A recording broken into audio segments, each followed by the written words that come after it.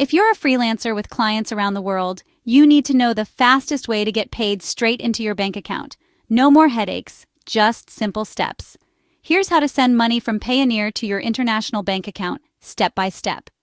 First, sign into your Payoneer account. Head to the Withdraw section on your dashboard, then click Withdraw to Bank Account. Pick the currency you want to transfer from, dollars, euros, whatever you've got.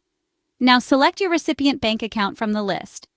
If you haven't added it yet, hit Add New Bank Account and enter the details: bank name, account number or IBAN, SWIFT code, and make sure every detail is spot on. Enter the amount you want to send. Remember to check for any minimum or maximum limits, and peek at those fees before you hit Confirm. Review everything carefully. Satisfied? Click Confirm. Now sit back. Transfers usually take 1 to 5 business days, and you'll get an email when it's done.